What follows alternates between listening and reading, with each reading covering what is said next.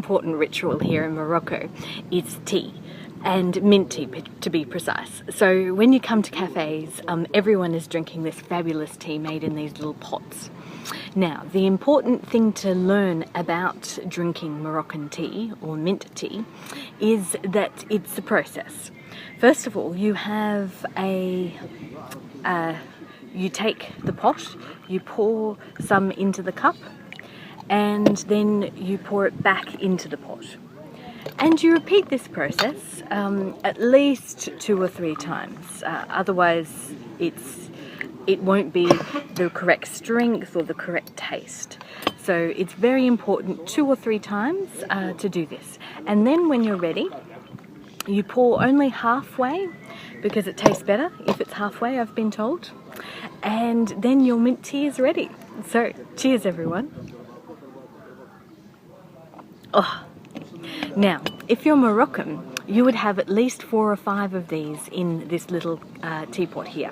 But I'm not Moroccan, so I leave most of mine to the side. So very important tip, if you are in Morocco and you're not a massive sugar fan, just ask for the sugar to be on the side, and then you can add it as you please.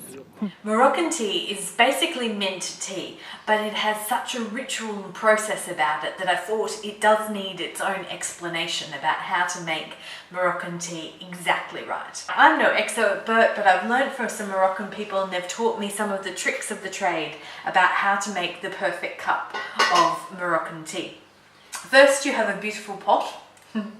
Then you wash some mint. Now, you pop the fresh mint into the pot and you think, oh, maybe 1 or 2 might be okay. No. So then you pop in some more mint. Maybe 1 or 2, 3 or 4 more. Maybe okay. Not quite. Then you pop in 5 or 6 or 7 or 8 or 10 or 20 leaves, and that's still not quite right. So it's getting to be filled up quite nicely now. But again, it's not quite enough. So you have to actually cram in essentially as much mint tea leaves as you can, and then it should be okay. It might be okay. Then you take a little bit of green tea. So it depends on your tastes, but maybe 2 teaspoons of green tea or gunpowder tea is quite lovely. And then you take sugar. Now, with sugar, sugar is absolutely critical to the perfect cup of Moroccan tea. Now, most Moroccans would, at least for this size pot, maybe 10 of these. However, I'm not Moroccan and I find it way too sweet. So I'm just going to pop 1 of these in. But just so you know, at least 10 lots of sugar is what most people say is required. Now, I've boiled the kettle here and I'm pouring boiling water into this pot, which is coming up there nicely. And then what I do afterwards, so you've got your sugar in there, your green tea and the green tea leaves, and then you pop it on the stove to heat up just a little more. So you heat the pot. Now it's going to get very hot in just a few seconds until it's boiling again. So it's nice and hot, and that green tea, the mint leaves, the sugar are all swirling around really beautifully in there. Okay. So after the water has boiled a bit in the pot, it's ready to come off. Now the pot is always incredibly hot, but we're not finished with the process yet. It's absolutely not ready. So to get it ready, what you need to do is pour some of the tea into a cup and pour it back into the pot.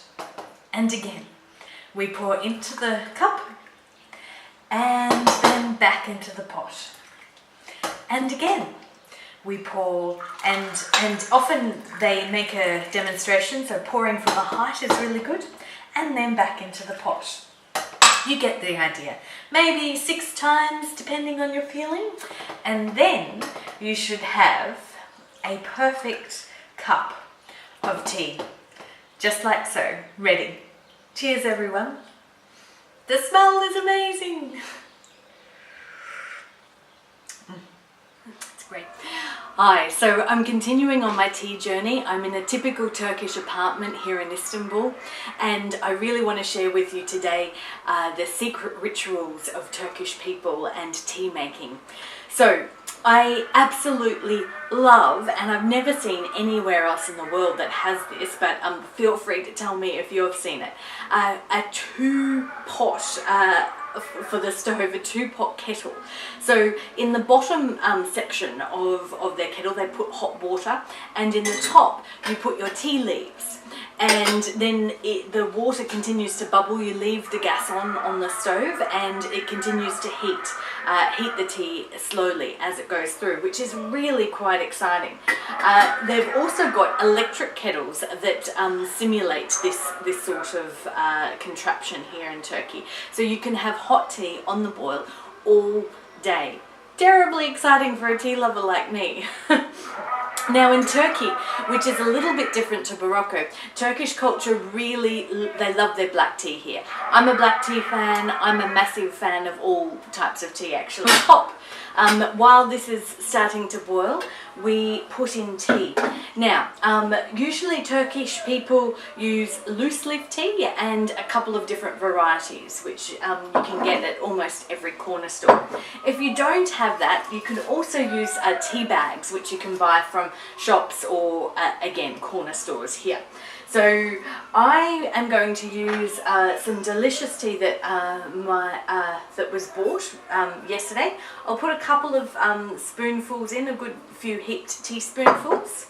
And I'm also going to mix the tea. So it's quite popular to mix some tea. Now the tea I've got here is quite strong. It's from a particular region in Turkey. It's really lovely strong tea. So I'm just going to put a dash of that in there, and that will enhance the flavour. So what I'll do now is I will wait for the water to boil and then pour the water, the hot water into the top here. As you can see, it's really boiling now, so I'll just turn that stove down a little bit. I have left the loose leaf tea in the top here, so there's no water in there at the moment. What I'll do is I'll pour half the amount of water into the top pot here. It's going in there very nicely, like so, and then I'll leave some water in the bottom, and you'll see why in a little bit of time. So then we wait again for about another 5 minutes or so until the top pot, the tea leaves have started to sink a little bit, and then we'll be ready to serve. About another 5 minutes or so, and the tea is nicely bubbling away in both areas. Turkish tea is served in these very adorable glass cups. They also can be served in larger cups if you really want a larger cup. So if you're anywhere around Turkey and you do want a bigger cup of tea, ask for büyük chai. That's big tea. But other than that, you can keep on getting a huge number of these refilled almost everywhere where you go here. So essentially what happens with this tea is you pour in some from the top, which is generally quite strong, and then you fill up from the bottom, which is just boiling water, and that gives it a really that kind of balances out the strength of the top.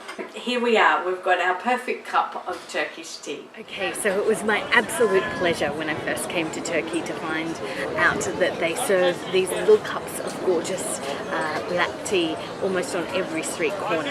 It's fantastic just to pop in whenever you need a quick tea hit. It's usually 1 lira in the more local places, but in touristy areas you can get it between 2, 3, sometimes 4 lira, depending on where you go.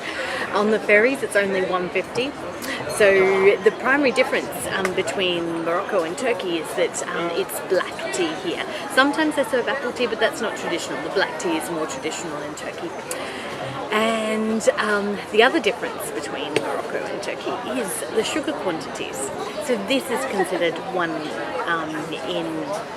in Turkey, one thing of sugar, whereas in Morocco this is considered one thing of sugar. So the sugar is slightly less here in Morocco. So cheers everybody. I hope you've enjoyed it as much as I've enjoyed showing you. Thank you. See you next time.